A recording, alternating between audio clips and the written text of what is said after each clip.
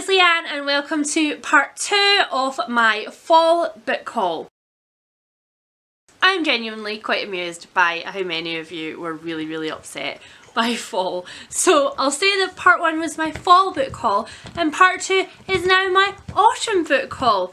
Okay? Are we cool? We're good. In the background I am downstairs again for my nice Christmassy setting, and I have a Christmassy dress on. It's a whole dress. It's a whole thing.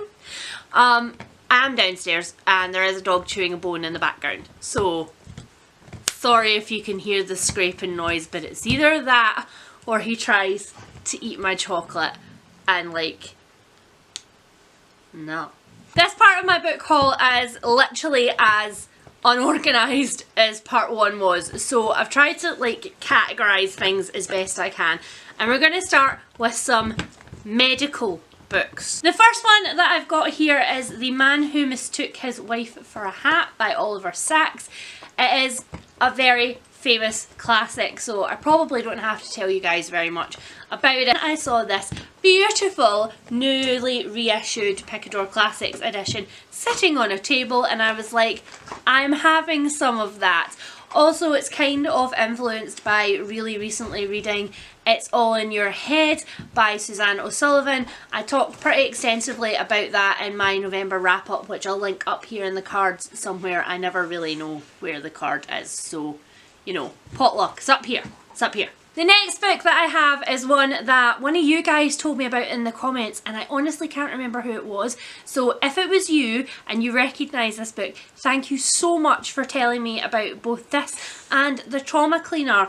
I'll put that one here. The Trauma Cleaner is coming out next year and it is literally about a person who cleans up crime scenes, and of course I've pre-ordered it, but the other one that I pre-ordered was this one, and this is The Education of a Coroner by John Bateson. John Bateson is quite famous for a book that he wrote about suicides on the Golden Gate Bridge, and of course this book kind of covers that as well. It covers his time in, is it Marin County? I think it is. Yeah, Marin County, which ranks in the top 1% of counties nationwide in affluence and overall health, but it's far from the norm when it comes to deaths. So he's dealt with some really famous deaths, but he's also dealt with deaths that come out of San Quentin, because that is a prison in his jurisdiction, suicides from Golden Gate Bridge, of course, and some very interesting other cases. You guys are probably aware that I have become quite interested recently in the sort of, I won't say influx because that's probably the wrong word, but the trend of medical memoirs that are coming out recently. I have been really interested in Henry Marsh and Ato Gawande, and there's a few others out there, including of course Paul Kalanithe's When Breath Becomes Air, which kind of walks that line in terms of what it's about. But I was offered this one from Pan Macmillan and I am so glad. This is going to hurt. Secret Diaries of a Junior Doctor by Adam Kay, and it is exactly what it says on the tin. It is an absolutely gorgeous hardback. I mean, just, it's to die for. Pun. No death. Death as a Junior Doctor is probably a bad thing. These are Adam Kay's notes from his diaries made into a memoir, diaries that were written in between 85-hour weeks and other things. So I'm pretty excited for this one. I think it's going to be good. And lastly, in this kind of category, another one that I received recently from Pan Macmillan for review is How to Survive a Plague by David France, which is a memoir and a social history of the AIDS epidemic. This looks at AIDS specifically from the point of view of activists who tried to get the word out there, who campaigned for research, who campaigned for laws and equality when it came to people with AIDS being seen by doctors. And I'm super excited to learn more about this one. It's something in the LGBTQIA plus community which is, it's never going to go away. It's part of our history, and I'm fortunate enough not to know anybody who is affected by AIDS, but you really never know. So I'm excited by this one, although have to say didn't quite expect it to be the brick that it is. Excited for it, but surprised. I have two more non-fiction books. One of them is a bit of a weird one for me. This is Homo Deus, A Brief History of Tomorrow by Yuval Noah Harari. And of course it is a follow-up to Sapiens, which was, sorry, I've been eating chocolate and I'm trying to keep it away from this one down here, just by consuming it, which I think is really the best way with chocolate. Don't want your children to have it, don't want your pets to have it, eat it, just eat it, it's good for you. Sapiens looks at our history, the history of humankind, and this one looks at our future and where we're going. I picked this up not on a whim because I've been looking at it for quite a while, but against my rules of follow-up books. This usually only applies to fiction series, but in this case I really want to read Sapiens first, so I have it on the way to me. But this one seems to be one that almost everybody on my friends list, no matter how they are generally for their preferences, whether they're mostly fiction or mostly non-fiction or mostly historical non-fiction or whatever, everybody seems to like this one. There isn't really much I can tell you about it. The hook lines on the back are: war is obsolete, famine is disappearing, death is just a technical problem, what does our future hold? And I pretty much want to go into it blind apart from that. The last non-fiction book in this haul that I have got is a clean copy of Columbine by Dave Cullen. Now, I told you guys that I was reading this one in my most recent currently reading video, and I have put it down for December because I'm trying to keep December quite light, as you might have already heard in my December TBR.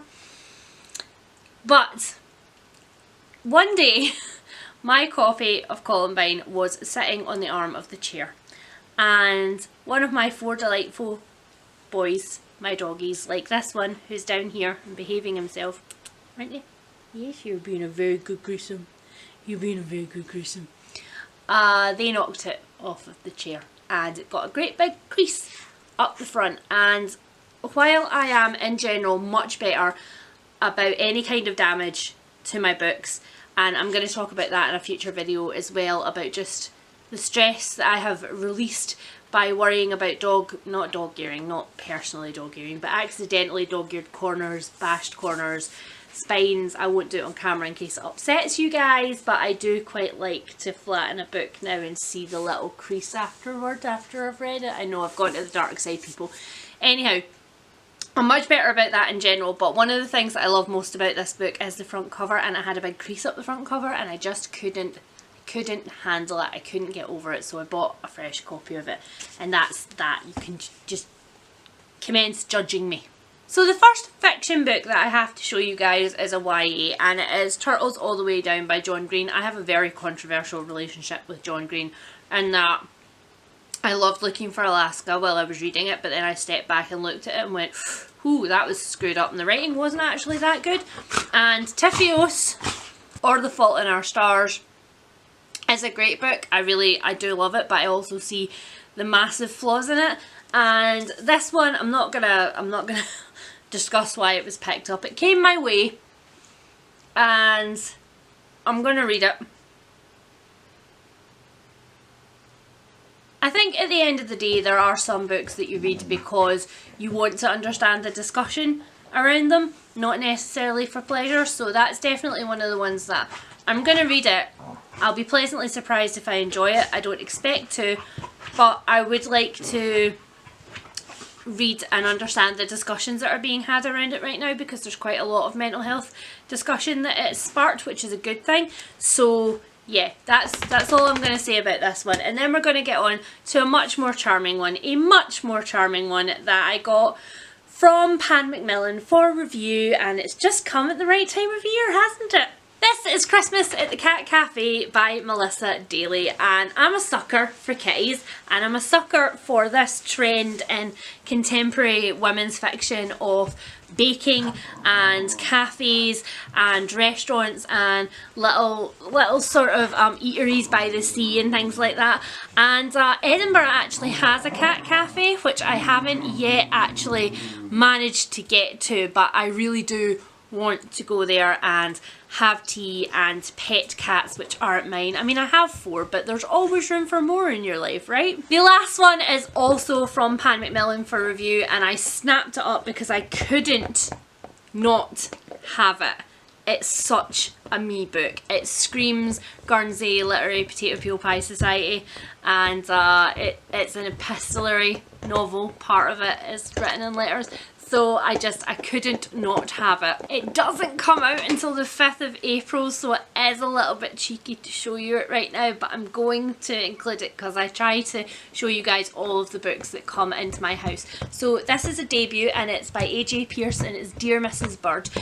Essentially, the main character in this one is in 1940s London. She dreams of becoming a war correspondent and going to far-flung places and bringing the news back to British soils and talking about the Luftwaffe and talking about all of the bombings, etc. and so forth. And actually, the only journalism job that she can get is as a sort of Dear Deirdre lady columnist, and it is by taking that job that she finds out more about herself and more about the people in London during the war than she ever thought she would. It is absolutely charming. And that's finally it. That is all for my part 2 of my autumn fall book haul, and I hope you enjoyed it. There was quite a lot there and quite a lot of different genres. I thought I mentioned earlier in this video, but I might not have. I actually have another haul coming to you before the end of the month, and that is strictly a crime corner book haul, so it is all mystery, thriller, suspense, etc.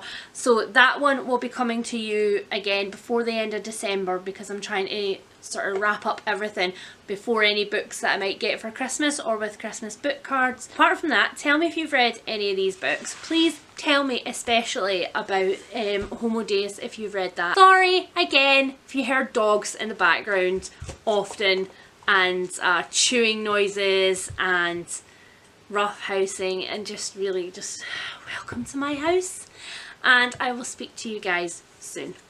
Bye! This is one of the ones responsible for all of the noise. This is Mr. Grissom. He's checking to see if there's any chocolate left. Say hello, Mr. Grissom. Hello, Mr. Grissom. Yeah? You don't look overly impressed.